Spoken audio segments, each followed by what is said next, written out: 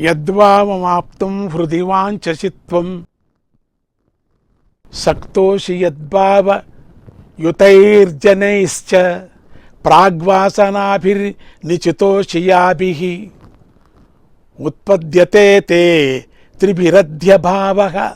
जो पद तुम पाना चाहते हो, जिस स्तर के लोगों के साथ तुम रहते हो, जिन पूर्व जन्म की वासनाओं से युक्त हो, इन तीनों से तुम्हारी वर्तमान स्थिति बनती है। हिंदू धर्म कर्म सिद्धांत पर आधारित है।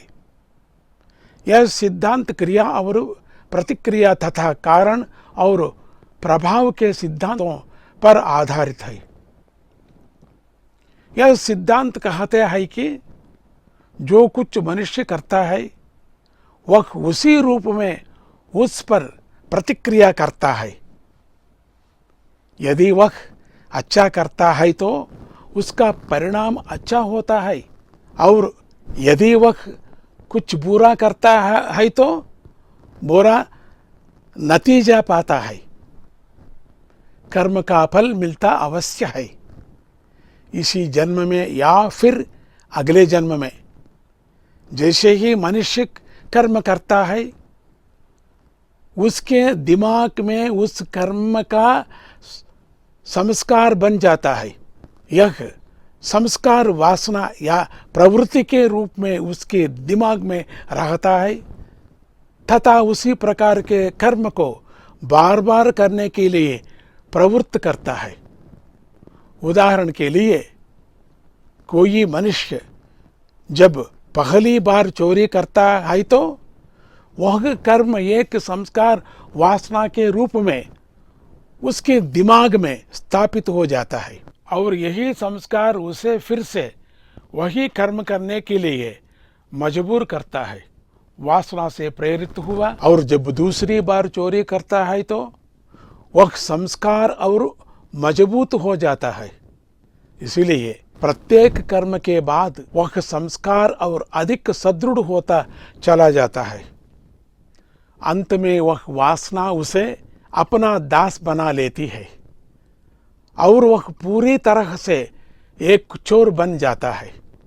इसी प्रकार से अच्छे कर्मों से अच्छी वासनाएं बनती है। इन्हीं वासनाओं के आधार पर हमारा पुनर्जन्म होता है। मनुष्य के पूर्व प्रवृत्तियों से ही उसकी आदतें बनती है, परंतु मनुष्य अपने विवेक से काम ले और दुष्प्रवृत्तियों को दूर करे। उसको चुनने का पूरा अधिकार है जो उसके लिए अच्छा है।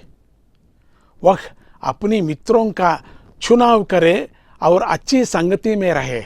उसे नैतिक और उच्च जीवन स्तर चुनना चाहिए और उसी के अनुसार कार्य करना चाहिए। उसे सही रास्ता चुनने के अपने अधिकार का प्रयोग करना चाहिए। जो लगातार मेहनत करते हैं वह भाग्य को जीत सकता है, चाहे उसका भाग्य कुछ और ही चाहता हो। वह पद जो मनुष्य पाना चाहता है और उसके साथियों का जीवन स्तर, इन दोनों का भी वर्तमान स्थिति को उत्कृष्ट बनाता है। इसलिए इन दोनों कारणों को भी वासनाओं के साथ ही उल्लेख किया गया है। ये बहुत अच्छा है।